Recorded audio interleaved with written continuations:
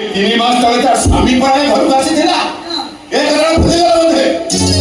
ମୁଁ କହୁଛି ତା ଘର ପିଲାର ବାପା ହଉଛି ବିଶ୍ୱାସ। ବାପା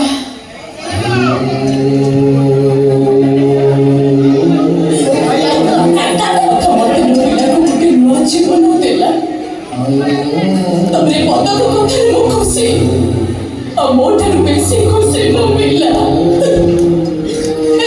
ଦେଖ ମୋ ପେଟକୁ ଗୋଇଠା ମିଶିକି ମତେ କହୁଛି ତୁ ମତେ ବର୍ତ୍ତମାନରୁ ବଞ୍ଚେଇ ଦେଲୁ ଲୋ ମା। ଏ ବାପା ମୁଁ ତତେ ବର୍ତ୍ତମାନରୁ ବଞ୍ଚେଇଲି। ତତେ ବଞ୍ଚେଇଛନ୍ତି ତୋ ଜେଜେ। ତୁ ତାକୁ ନ ଶୁଝେଇବୁ ବୁଢ଼ା ବୟସରେ ତାକୁ ହାତ ଧରି ବାଟ ଚଲେଇବୁ। ତାକୁ ସରଗପୁରକୁ ଆଲୋକର ବାଟ ଦେଖେଇବୁ। ହେଲେ ସେ ସୌଭାଗ୍ୟ ମୋର ନାହିଁ। ମାନେ ତ ଗର୍ଭର ପିଲାଟା ହିନ୍ଦୁ ନୁହେଁ, ମୁସଲମାନ ରକ୍ତର।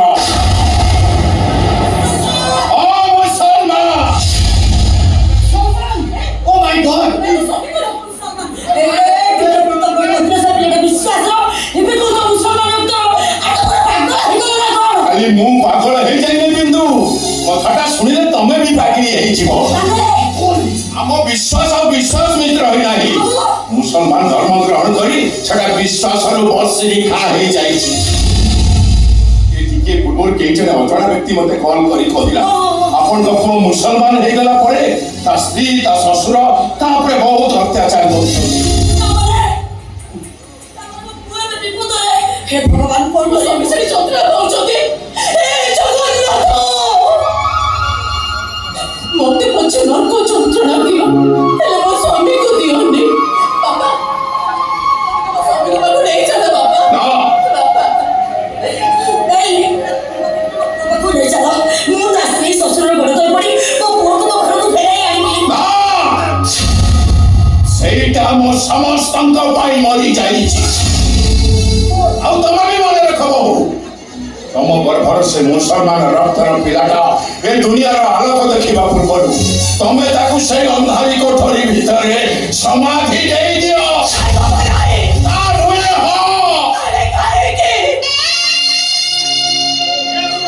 ତମେ ସକାଳେ ଆଉ ସନ୍ଧ୍ୟାବେଳେ ସେଇ ଜଗନ୍ନାଥଙ୍କ ପାଖରେ ହାତ ଯୋଡ଼ି ପ୍ରାର୍ଥନା କରୁଛ।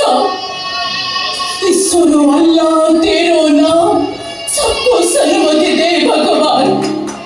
ईश्वर वाला चाहिए अरे बाबा छोटे में हिंदू मुसलमान है जीवे छोड़ा के मुझे जेजे में ओछो विधर मारते जीवो। ମୁଁ ତମ ଆଗରେ ପୁରାଣ କି କୋରାଣ ବିଷୟରେ ଆଲୋଚନା କରିବାକୁ ଚାହୁଁନି ବହୁ।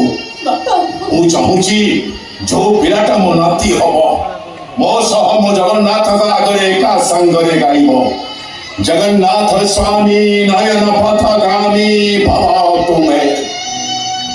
ତମ ଗର୍ଭର ସେ ମୁସଲମାନ ରକ୍ତର ପିଲାଟା କଣ ଗାଇବ ଜାଣିଛ?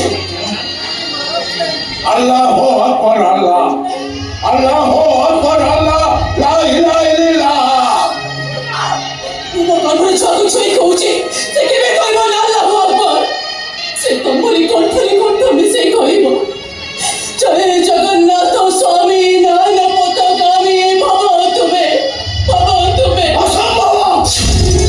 ସମସ୍ତ କଥା ଜଣା ପଡ଼ିବା ପରେ ଗୋଟେ ବିବାହିତ ସନ୍ତାନକୁ ଜନ୍ମ ଦେବାର ଦାୟିତ୍ୱ ନେଇ ଆମେ କେବେ ପାପ କରିପାରିବୁନି। ଆରେ ଯାଅ ଆଉ ଏଠାରେ ପୂଜା ବାଜା ଜଗନ୍ନାଥଙ୍କୁ ଘର ବାହାର କର। ମୁସଲମାନଙ୍କ ସହିତ ସମ୍ପର୍କ ରଖିଥିବା ଆରୋପରେ ଆମେ କିଏ ଘର ବାହାରିଯିବୁ। ମାନେ ତାର ବି ମୁସଲମାନଙ୍କ ସହିତ କମ୍ ସମ୍ପର୍କ ନାହିଁ ବାପା। ସେ ବିଧର୍ମୀ ସାର ବେଗର ପ୍ରାର୍ଥନା ଶୁଣି ତାଙ୍କର ରଥକୁ ଅଧ ରାସ୍ତାରେ ଅଟକେଇ ଦେଇଥିଲେ। ସେ ବିଧର୍ମୀ ମାନଙ୍କ ପ୍ରତି ଅର୍ଧ ଚୌଦକ ବଧାରେ ବଳି ସେ ସାରା ଦୁନିଆକୁ କହୁଛି ମୁଁ ତମର ପର ନୁହେଁ ନିହାତି ନିଜର। ସେଇ ଗଭୀର ଭିତରେ ଶୋଇଯିବା ପାଇଁ ସେ ଇସଲାମୀ ଗାୟତ୍ରୀ ମନ୍ତ୍ର ଶୁଣେ ଆଲ୍ଲାହ ଆଲ୍ଲାହ ବିଦ୍ରୋହେ ବିସ୍ମିଲ୍ଲାହ ଧୀମହି ତନ୍ନୋ ପୀରୋ ପ୍ରଚୋଦୟା। এই মন্ত্র শুনি সে সমস্তকে কই দিয়ে